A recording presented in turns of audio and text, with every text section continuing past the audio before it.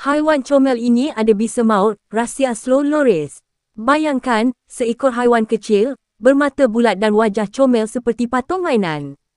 Tapi tahukah anda, satu gigitan daripadanya boleh menyebabkan manusia lumpuh, malah mati.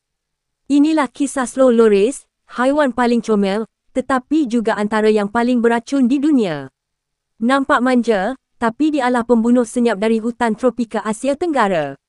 Slow loris ialah sejenis primat kecil yang hidup di hutan hujan di Malaysia, Indonesia, Thailand dan Filipina. Mata besarnya membantu dia melihat pada waktu malam, sebab dia haiwan nokturnal, aktif waktu orang lain tidur. Rata-rata panjangnya cuma 20 hingga 30 cm, berat tak sampai 1 kilogram. Tapi siapa sangka tubuh kecil ini menyimpan senjata kimia semula jadi yang sangat berbahaya. Slow loris suka bergerak perlahan, sebab itulah ia dipanggil slow. Setiap langkahnya perlahan dan berhati-hati, seolah-olah dia tahu setiap ranting mungkin mengandungi bahaya. Tapi kelajuan bukanlah pertahanan utama dia.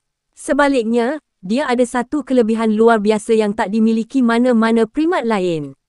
Kelenjar racun di bahagian lengan. Ya, betul. Slow loris ada kelenjar berbisa di siku. Apabila dia rasa terancam, dia akan menjilat kelenjar itu, campur dengan LDO-nya, dan hasilkan bisa beracun.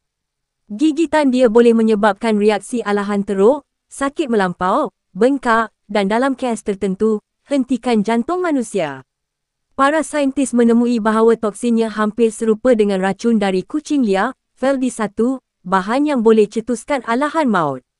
Satu kisah benar, di Indonesia, seorang lelaki cuba memelihara slow loris sebagai haiwan peliharaan. Haiwan itu kelihatan jinak, duduk diam di tangannya. Tapi bila lelaki itu cuba bermain, slow loris tiba-tiba menggigit tangannya. Dalam masa beberapa minit, tangannya mula bengkak dan kebas, dan seluruh badannya rasa sesak nafas. Dia dikejarkan ke hospital, doktor kata dia nyaris maut akibat reaksi toksik teruk. Sejak itu, banyak negara mengharamkan pemeliharaan slow loris sebagai haiwan eksotik. Selain berbisa, slow loris juga pakar penyamaran. Bulu badannya berwarna coklat kelabu supaya mudah bersembunyi di ranting pokok. Dia jarang bersuara, dan kalau takut, dia akan angkat kedua-dua tangannya ke kepala, bukan untuk menyerah. Tapi untuk aktifkan kelenjar racun di siku, tanda amaran kepada pemangsa. Walaupun perlahan, bila terancam, dia mampu menggigit dengan pantas.